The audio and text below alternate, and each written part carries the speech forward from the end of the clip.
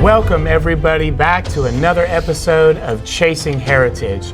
Today we'll be talking about more than just education, more than what's just going on in your local school, but the literal soul of children and childhood in America today. Our guest has a roadmap to be able to solve some of these problems for families. Her name is Miss Kimberly Morey. She just wrote a new book, From Chaos to Calm, and is the founder of Heritage Montessori School. Miss Kimberly, thank you so much for joining us today on Chasing Heritage. Well, thank you. It is such a privilege to get to be here today and to be able to share some of my stories and some of my experiences with you. And I just hope it gives you some encouragement, and our parents and listeners some encouragement, maybe inspires somebody. As parents today, I know Definitely. it is can be such a great challenge, but it can also be one of the most beautiful and probably the most important thing as a parent that they can do in their life. It's going to be the most important job when they look back and they look at through all their memories. Being a parent is one of the greatest things they could ever do. So I can just hope that some of my stories might inspire them, encourage them, and this might be one of the most worthwhile podcasts that they ever listen to. Yes, and that's incredible. I will put my check mark on that for sure. Great. As the founder of Heritage Montessori School, you've seen thousands of children get out of the car and come into the school. But currently in America, we're really going through a transition right now in education. Share with our viewers and with me, kind of what is the landscape right now, and what are some of the things that you're seeing as far as difficulties? Absolutely, and I see this and hear this across the board. This is from social media groups, all the different professional groups that I'm a part of, Yes. whether it's the teams in the schools from India, some of my teaching organizations that I work with within the Montessori community, the professional communities, whether it's public or Montessori. It's across the board. Yes. But they've reached out and they're all saying, we're seeing something different. The classrooms are different, like you said, the whole landscape. Parents are seeing it, doctors are seeing it, Yeah. psychologists are seeing it. Wow. But we are seeing delays in speech, delays in just developmental delays across the board. Yes. Children are having a difficult time sitting still. A lot more anxiety within our children. Right. Just having trouble, whether it's emotional regulation, right? Yes. And a lot of people, blame it on the screens. They're saying that the screens are raising the babies. Yes. There's a lot of other things going on, right? Right, I'm not right. going to point my finger at just one thing in particular, because there's a lot of environmental reasons that are Yes. happening, Right, right. But we know there's something different Yes. that's happening. Definitely. Okay. So you're saying, things are different now, right? And things have changed. Absolutely. Where do you think that comes from, or where does that stem from? Give us a little bit of history of where, why are we dealing with all this right now with our children? Absolutely. Well, I want to go back 30 years ago. Oh, wow. 30 I years really ago. do. Love it. I really do. When I was raising my children, Yes. right, 4 boys, Yes. okay, and I'll never forget this. I remember getting phone calls from the principal's office, and this is really funny, 'cause I like to be really transparent, and that's why the book is so real. And I know we'll get into that later in the podcast. Yes. But just to give you a teaser, I got those phone calls. I'm a real parent, right? And the principal says, when I had middle school boys, he said, your boys are fidgety. One of the boys got a demerit or 2. And I said, well, what does that mean? Right. And the principal says, well, they weren't any trouble. They were just, fidgeting over a paperclip. And I said, fidgeting over a paperclip? Yeah. Why? Why are you calling me? I said, do they get outside? Oh, well, yes, they get outside. I'm like, how often? Once every 6 weeks. Wow. Once every 6 Wow. weeks. That doesn't make sense to me. I find out my boys weren't getting PE. Exactly. When I really asked the questions, I said they weren't getting outside. Why weren't they getting outside? They might fight. Interesting. So the fact was overregulation to make sure children were safer, to protect the children. Yes. We started raising children in concrete jungles to keep them from getting skin knees, right? To keep our children from being safer. Yes. Children Yes. started having more regulation, and we Right. see that today. More and more regulation. So you say concrete, concrete jungles. Yeah. You know, from my experience in being a school, I kind of feel like they were concrete prisons.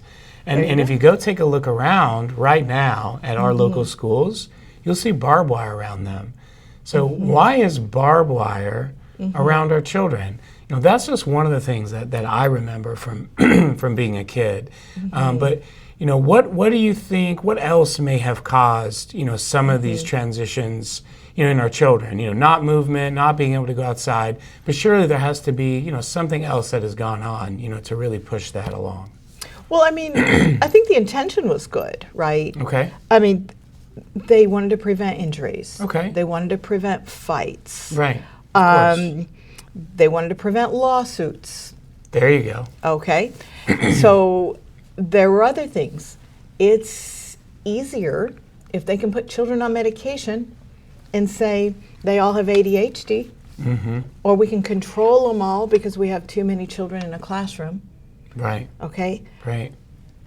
Or maybe they don't have to hire as many people, right? But we do things differently in Montessori. Yes. We really follow the child, and we'll get into that a little bit later because we have solutions coming, right? I'm going to get to that point here. We have a lot of solutions in the book. I have a lot of solutions for our parents that really help, really help.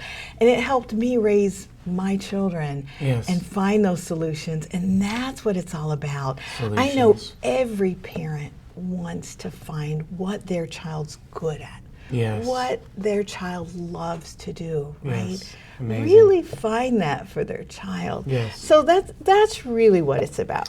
So one of the major things that I've seen in education really make a major impact was COVID. Back in 2020, when the federal government shut down schools, prevented children from going into buildings. Share a little bit from your perspective and your experience. What did that do? What were they saying to us? What did you hear as an educator during that time?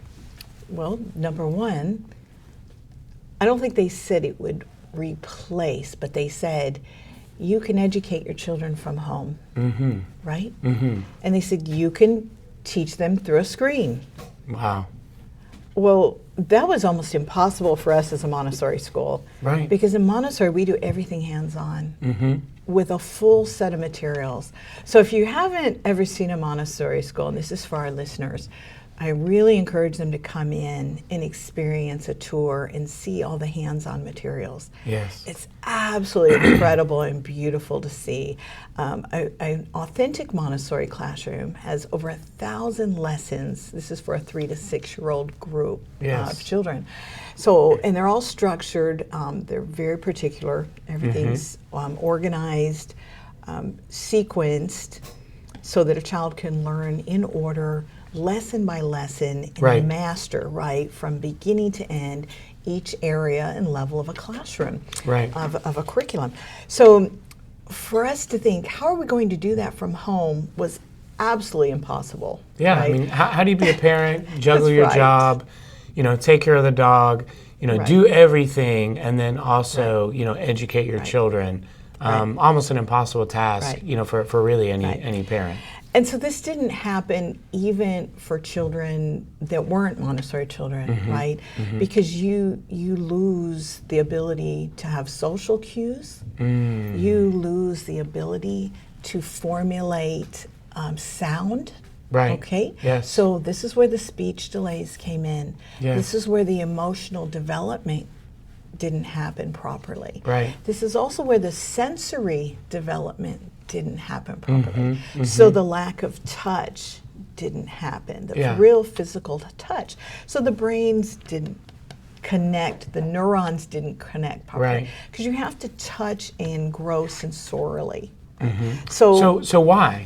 Why though? Why do you have to touch things and pick it up? Why can't you just let your kids sit on a tablet and be there all day, with this expensive algorithm, or Blippy or whatever it is? What is really happening here, with the kids when they do that?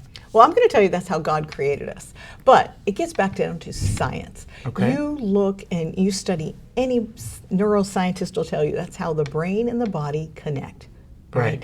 Your your hands have to touch it, the brain and the neurons, it has to go all the way up to the brain to actually tell you. Got it. And that's how the brain develops. Got it. Okay? So if you're let me not bring up touching an it- example. Sure. If a kid is watching another kid play with something, that's not helping them?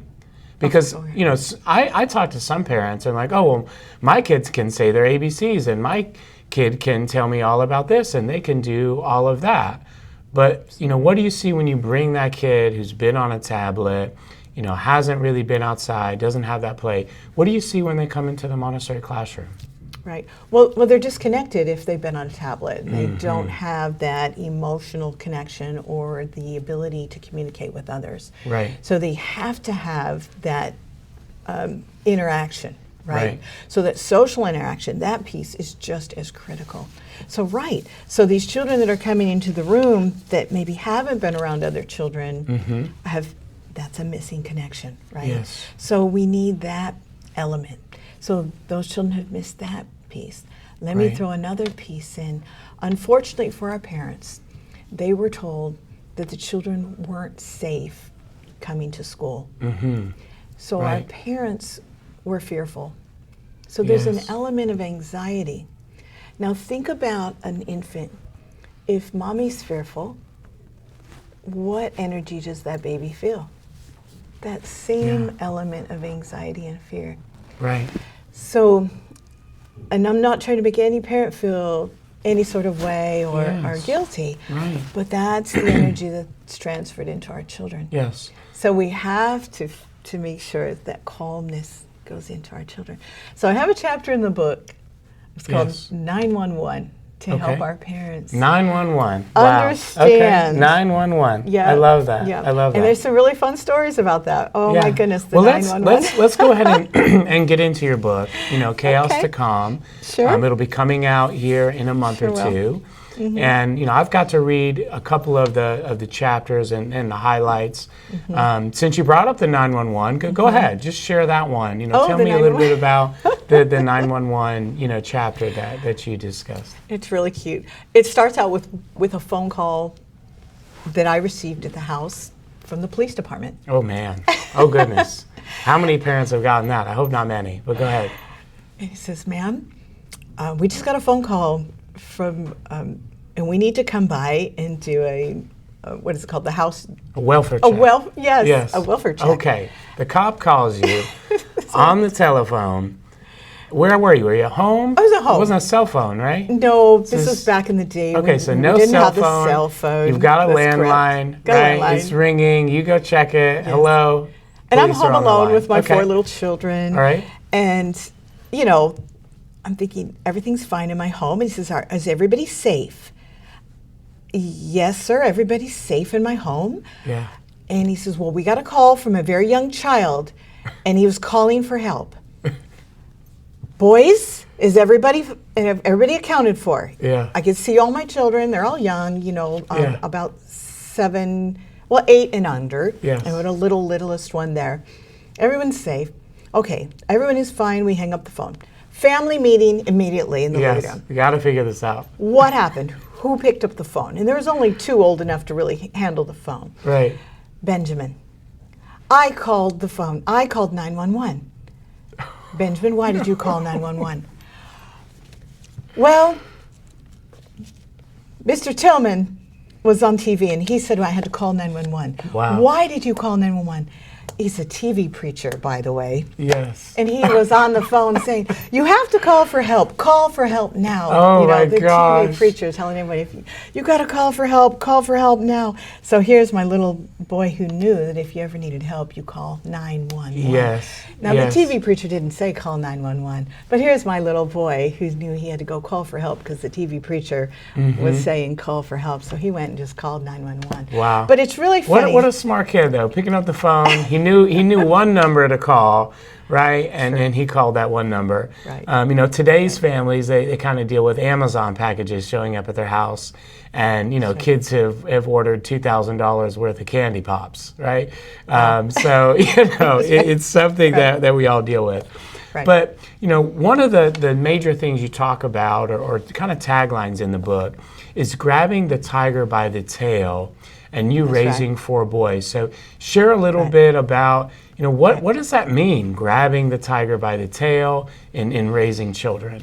Right. Well, I would say raising 4 boys or raising a child is more like riding a tiger. Okay. And so you don't want to dominate the tiger. Okay. Right? Yeah. And you don't want to control the tiger. Okay. All right. You don't want to put the tiger down. Right. Right? Yes. You want to tame the tiger in a gentle way. Yes. And you want them to find their own independence. Right. And ride this tiger in such a way that they find their flow and their gentleness, right? And Yes. it's this beautiful energy, because I wanted all my boys to find their beautiful, and it's such a beautiful thing. But to have their power and their independence, Yes. Yes. so that when they grew up in life, that they could just live without me, but be so strong and so powerful. And that's what we want for all our children, Yes. right? Yes. But we want them to have that independence and that power. And Beautiful. you never want your children to feel forced or dominated, Right. right? Right. Right. So we make that analogy. I make that analogy quite a bit throughout the book, and that's Yes. just a great analogy that you'll see when you read the stories. And tried to make the book so fun Yes. that it's not just a parenting book of rules, okay? But it is a book of rules. Yes. And that is really the joy in how I wrote the book, so that parents don't have time today to sit down with another book or handbook.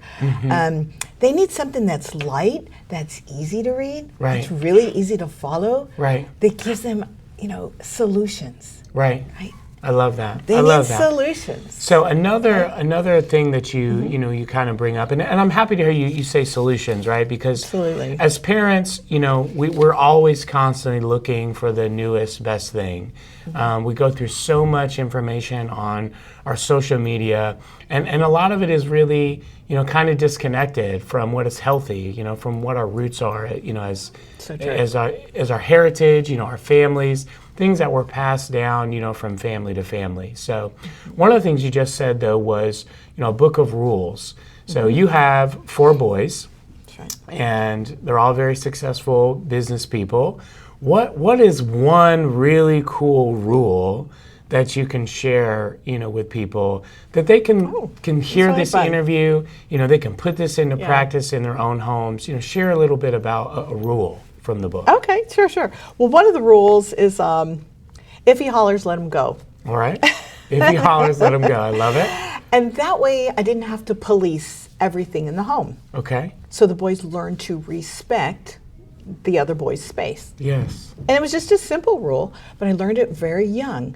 And so it taught the boys to respect the other boys, Right. right? Yes. That's perfect. Yeah, because boys wrestle, and they had to learn that really early on, right? Yes. If he hollers, let him go.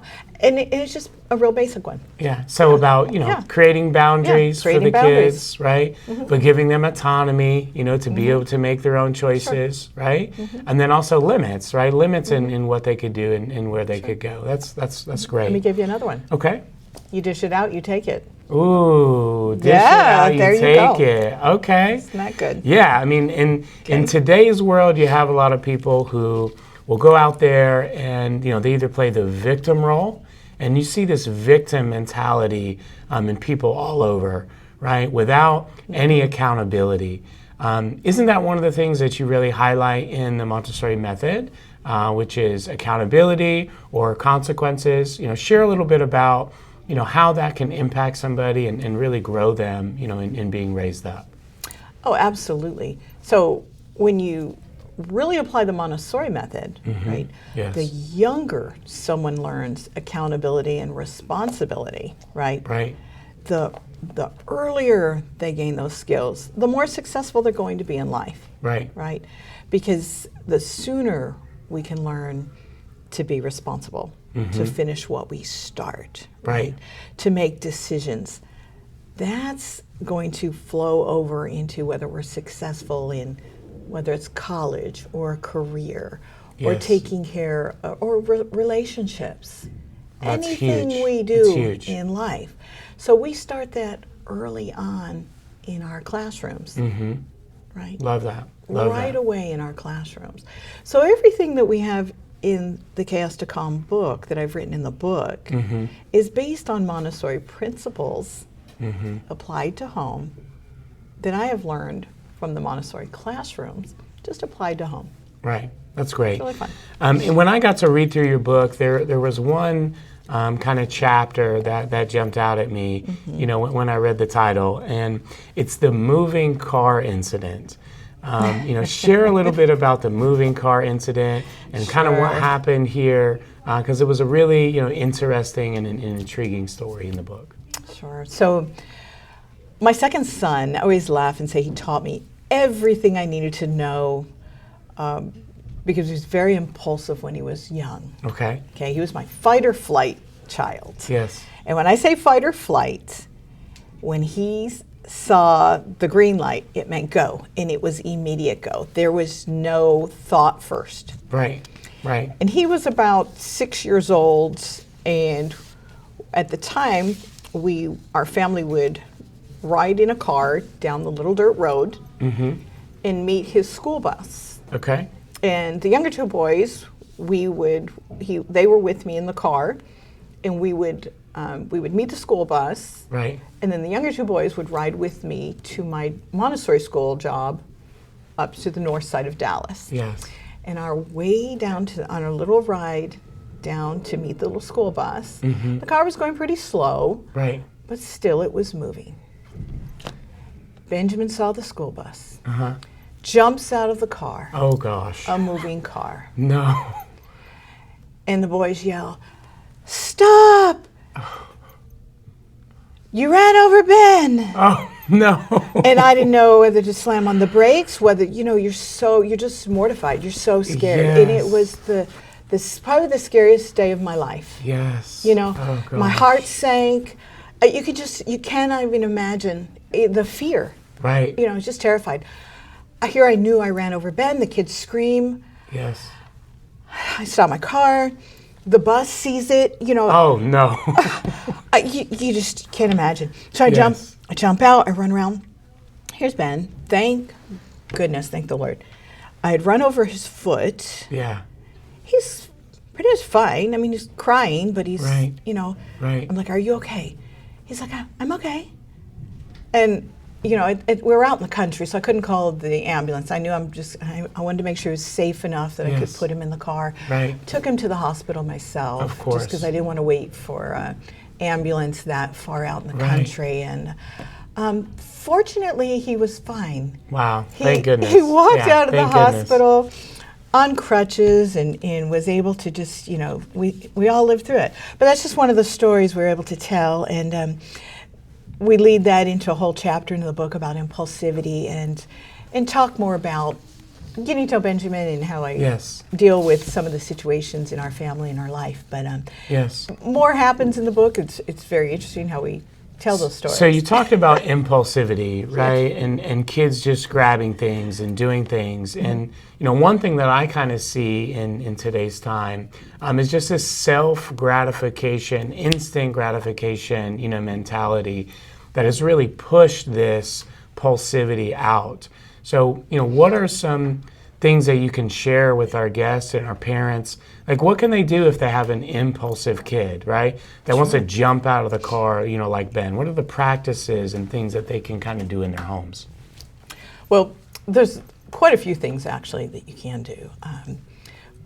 You want to set them up for purposeful work, Okay. and you want to make sure they finish things they start. What does Okay. purposeful work mean? What does that even Very mean? good. I appreciate that. So I would start with a job, All right. all right? Like a chore? Like a chore. Okay. Absolutely Yeah. a chore. But call it a job? But call it a job. Okay. And when I say that, it's something that would have a beginning and an end. Okay. Because these children need focus, Right. right? Right. And when I say purposeful work, it needs to be something, it's not just something arbitrary. Yeah. It's not just giving them things to do, okay? Right. It's something that has a beginning and end. Let's say, and of course it needs to be age appropriate. So there's a lot of factors here, so I have to be careful when I say, just throw something out there. Okay. You would want to look something up and make sure it's age appropriate, something Yes. that the child enjoys and feels purposeful with. So if it's an older child, It might be something like waxing a car. Okay. And you don't just say, go wax my car, you do it with them. Right.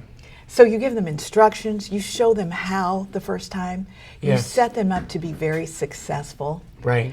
And successful would mean you don't just do the whole thing by themselves. That would be really hard for a child, right? Right, of course. But you do them with them, and you show them how beautiful it is and how to get that car to shine, right? Yes. The wax on, wax off. Right. And you want something that's going to be lengthy, that eventually they can do all by themselves. Yes. And they can earn that like accomplishment, right? Right. But it develops concentration, coordination, right? So important. Independence and order, Yes. a beginning and end. It's And that amazing. really helps that child feel like I'm a part of something, some buy-in, right? Yes. So those kind of things really help children. And you just find something that's age appropriate. Yes, that's great. So, this kind of leads to, really what you've spent the past 30 years of your life building and growing, and that is Heritage Montessori School. And so, Heritage Montessori, share a little bit about what the philosophy is at Heritage, what makes it different, why do families choose your school for 18 years, the entirety of their education, really dig into that for our listeners. Well, I'm going to start with something I really want to share, and I think this is neat. If you come to me for a job, Yeah. right, I'm going to ask you what you love Okay. and what you're really good at, Okay. and I'm going to ask you what you're going to do for my company. And then I'm going to see Right. if that's a good match. I'm going to hire Right. you. Right. I'm not going to say what were your grades in college or what were your grades in high school, Right. Of because course. it really isn't going to apply to the real world, right? So I'm really going to say, what are you really good at, Yeah. right? So the same thing applies to a student growing up here at Heritage. We want to develop what they love, Yeah. their natural God-given gift. And we want them to learn it, find it first, discover it, master it. Okay. They've got to master it, Okay. okay? Yes. And then they've got to be so good that they can share it with the world, Wonderful. okay? So it's developing it, working it out, Mm-hmm. and then being able to present it. Yes. So many of the students here at Heritage, and I'm going to put the icing on the cake, Right. they win so many awards because they know how to communicate, Okay. they own it, and they develop everything they do. Yes. They don't just take assignments, quote, get an A. Right. That's not what it's about. Yeah. They develop their gift. They find their passions. Right. They finish their Right. gifts. So that's why when they graduate from Heritage Montessori, they're who they wanted to be. Wow. They earn it. They discover who they are. Right. So that's why we want a child to start at Heritage and finish at Heritage. That's amazing. So, and there's so much more to Montessori education. Cannot cover it in an hour-long podcast. Yeah, of I mean, course. it's just so comprehensive. Yes. So, you talk about finding, the natural gift for children. What are some of the gifts, the gifts that you've seen Heritage Montessori identify, grow to mastery, and then push children into the world to be incredibly successful in their field? That's actually really a wonderful question. And it's fun that you asked me that because they evolve. And if you truly follow the children, Yes. you let them show them to us. Okay. Okay? So unlike a traditional curriculum that says everybody's going to do math and that's what it is, or here's our curriculum, you're going to choose one of these, it doesn't work that way. Right. We've actually let the children show us different things. We had a wonderful student come to us in second grade, really didn't even enjoy school. Really, in a traditional setting, Right. cried to have to go to school. Yeah. There's a lot of kids out there like that. Definitely. So many. And you see it a lot. They come and school, just typical state school is not conventional school, isn't a good match. Right. So when they come and they realize they can start studying and we match them with where they need to start, right? Because some children are so gifted, they're bored in traditional school. But when you plug them into the area or their interest, all of a sudden that light bulb clicks again, right? They get excited, right? Well, this one young lady I'm thinking of, she came to us in 9th grade and said, I really love opera. Yes. She ended up with a full ride scholarship graduating for opera. Wow. For opera? Opera. How many kids get that? I mean, that can't be it's not like there's a long line out of the door for kids doing opera. How did Heritage Montessori pull that off in meeting her needs? Well, it was really supporting her. Okay. And giving her the opportunity and the time.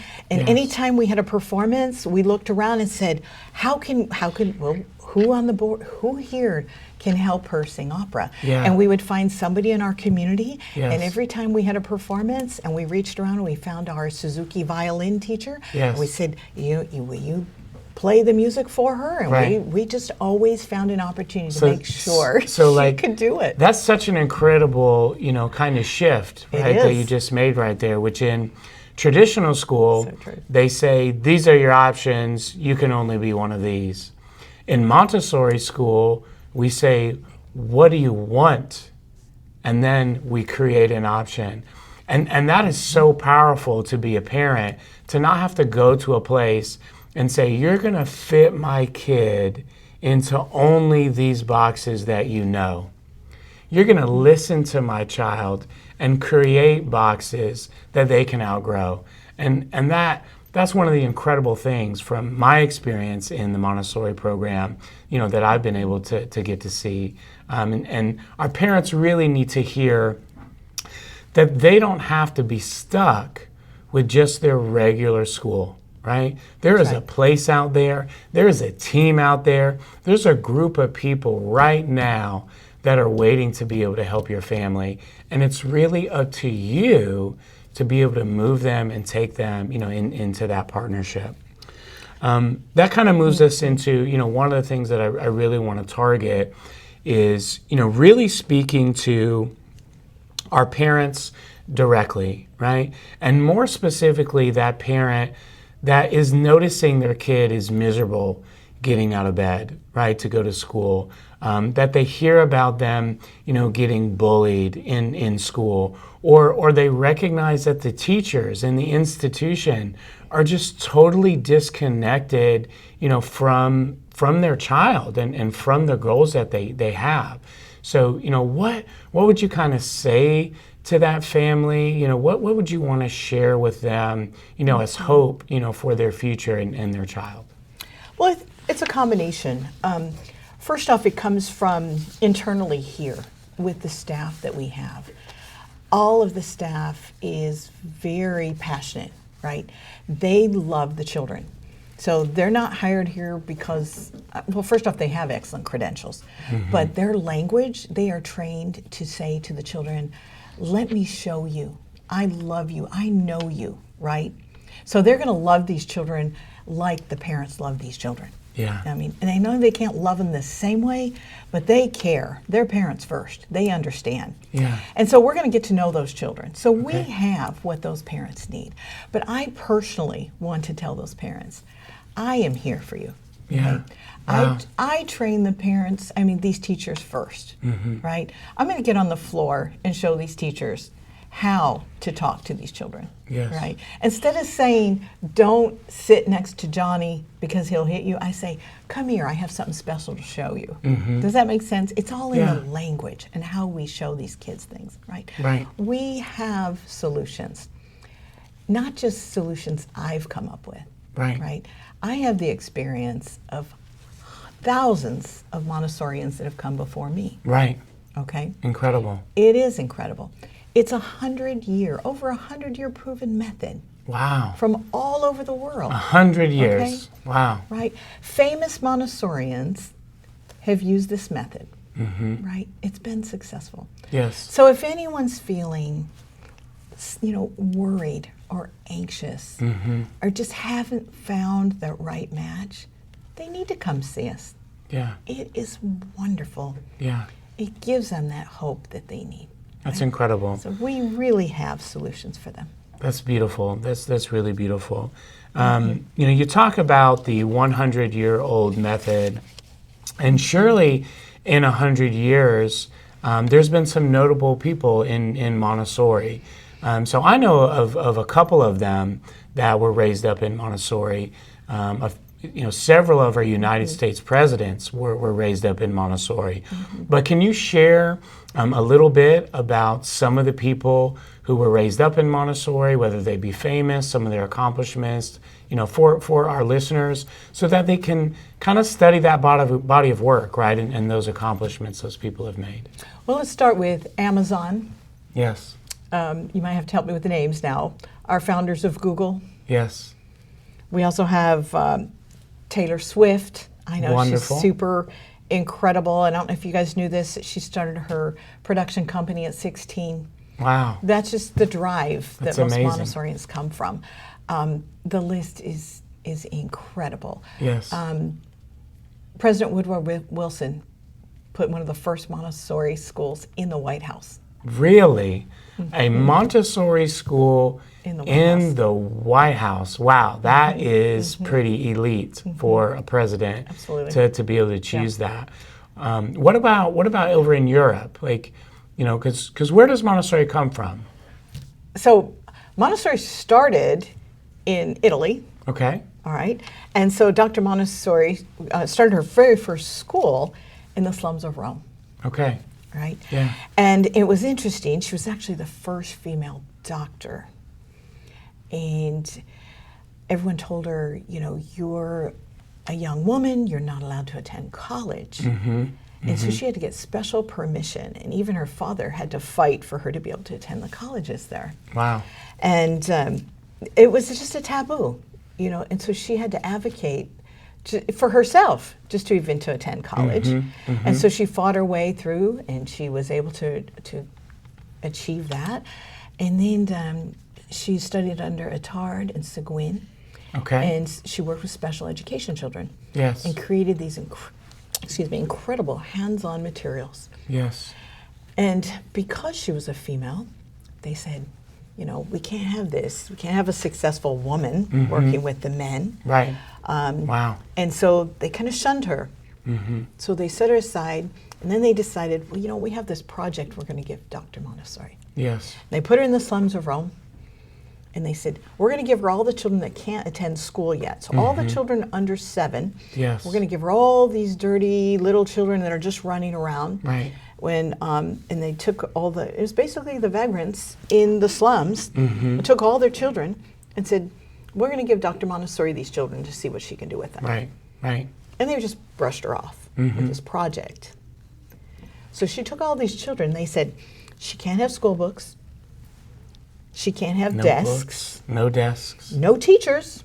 no teachers. No school books, no pencils, nothing. No equipment. Wow. And no money. Just kids. And so just kids. And they were all just dirty little kids running around. And they were all mixed ages. So they said, she'll never be successful. Yeah. And she says, give me all the children.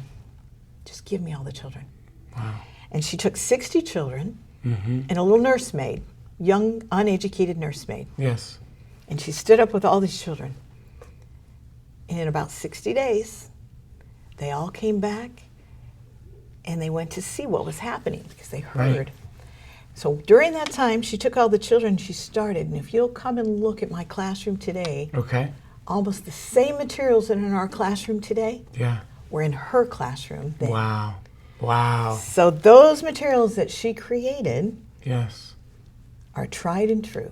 That's amazing. And that's what I was saying. In any authentic Montessori school you step into in the world Yes. are going to have those materials. Yeah. And they teach language and writing, okay, and practical life. Yes. So the first thing she taught the children, what I talked about, was the purposeful work. Right. How to wash your hands, and how to scrub, and how to Yes. clean, and properly put things away.